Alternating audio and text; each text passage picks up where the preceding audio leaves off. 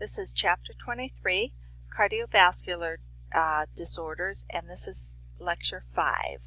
So the different surgical interventions we can do open heart surgery, where we actually have to cut the heart muscle. Usually they'll open the chest with a sternotomy, so opening right down the sternum. We can do a closed heart procedure where we don't have to cut heart muscle, and this would be like treating the patent ductus arteriosus, the PDA. We can go in and clip that without cutting any heart tissue. Staged procedures. Many of these defects take more than one surgery to correct, and so they do it in stages. And so whatever we're doing, let's make sure the child and the family knows what to expect, what's going to be done, and what is still coming. I have pictures of some of the different shunts. I will not ask any questions on the exam about shunts, but you are going to hear this at the hospital, so I want you to know for it to, have some idea of what's being talked about.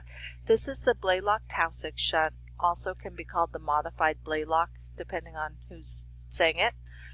This takes the subclavian artery, right, going to the body, and the pulmonary artery going to the lung, and makes a connection between the two. Think of this like a pop-off valve. One of these, if it gets too high a pressure, can send some to the other. So this is like giving the child a patent ductus arteriosus, but it's because we need to have this pop-off. This will usually, it's usually a temporary thing just to let them grow until they can be big enough and strong enough to do the corrective surgery. This is for a child with a single ventricle. The Fontan is the final surgery. They have 3 surgeries, and this is the final one. This shows the tricuspid atresia. So remember, there's no opening here between the atria and the ventricle. The blood had to go across. In the end, we're going to use the one ventricle that we had. So this atria and this ventricle are going to send the blood to the body through the aorta. We're going to totally abandon this pulmonary artery, and instead we're going to take the pulmonary artery and connect it to our other atria. So the only thing pumping to the lungs is this one atria. So this is similar for tricuspid atresia or hypoplastic left, hypoplastic ventricle, right or left.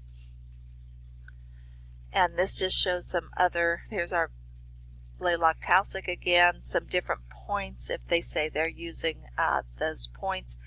The bidirectional Glenn is also used in the hypoplastic ventricle or tricuspid atresia. This lets the blood that's returning from the upper body, it just passively pours into the pulmonary artery.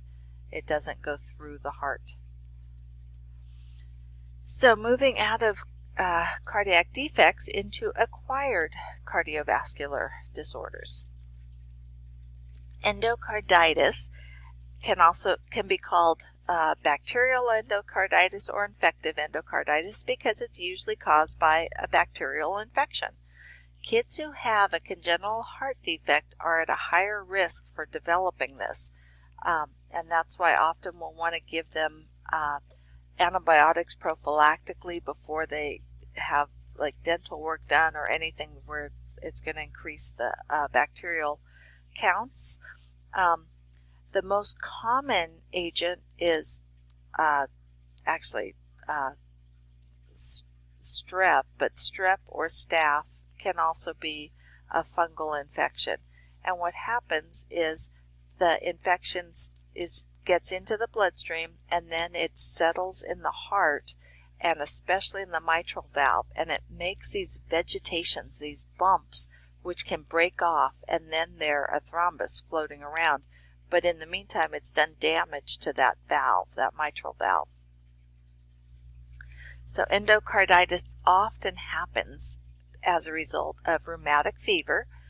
Rheumatic fever is a systemic infection with your group A beta hemolytic streptococcus, right? GABHS. You remember this from OB probably. can start as pharyngitis in the throat and then gets into the bloodstream, and then it,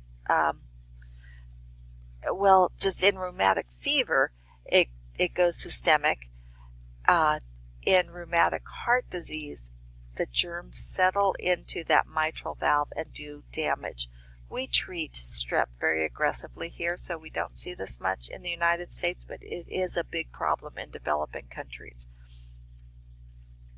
And here's some of the symptoms of the rheumatic fever, and then the body can get the germ under control as long as it doesn't do damage to that mitral valve, and damage that's done is permanent. Kawasaki's disease. I've never heard it called anything other than Kawasaki's, but we're now starting to call it mucocutaneous lymph node syndrome. This usually happens on kids under 5 years of age, and they usually come to the hospital fever of unknown origin.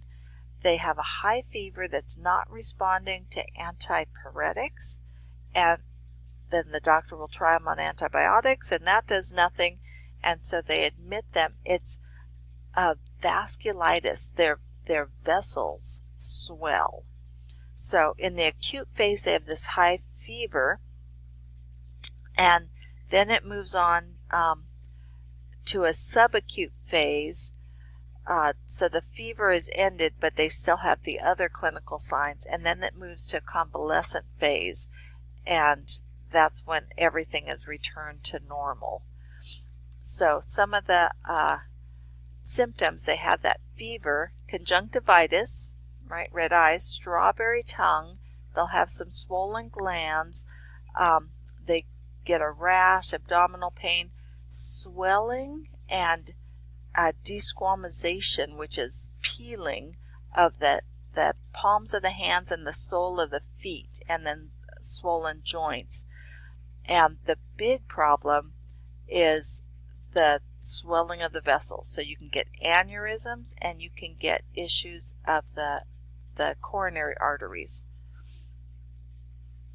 So the treatment is IVIG, intravenous immunoglobulin. That's during the acute phase while the fever is still up, and high dose aspirin, right? ASA, acetylsalicylic acid, which is aspirin. High doses during the beginning when that fever's up, and then when the fever comes down, we drop the dose, but we're still keeping them on it because that is the best thing to prevent aneurysms or coronary artery disease. These kids, they're miserable while they're in that acute phase, but they'll get through that. But if they have damage to the aorta or the coronary arteries, that is permanent. So the treatment is to prevent that long-term damage. And anymore, we do treat these kids, and we don't see a lot of them having problems. Shock means you do not have adequate perfusion to meet the metabolic demands of the body because you have hypotension. Your blood pressure is not high enough to circulate. And that can be because you've lost a whole lot of blood suddenly, or it can be, as in septic shock, toxins released from the sepsis, from the germ, have dilated all your blood vessels, and so you have more space inside the blood vessels than you have blood, and so you have decreased circulation because it's all just pooled out in these open capillaries all over.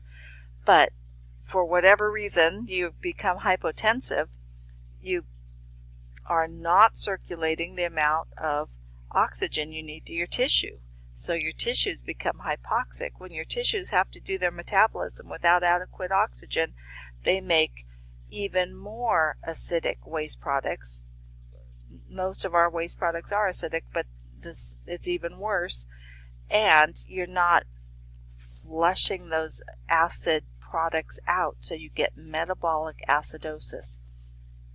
And that poor circulation decreased circulation, you're going to have cold skin, cold clammy skin, prolonged capillary refill, decreased urine output because you're not perfusing through the kidney either. And if you look at labs, you're going to have lactic acidosis. It doesn't have on there decreased peripheral pulses, but you would also see that. The other things in the chapter will not be on our exam. They're things you're going to do in adult med-surg.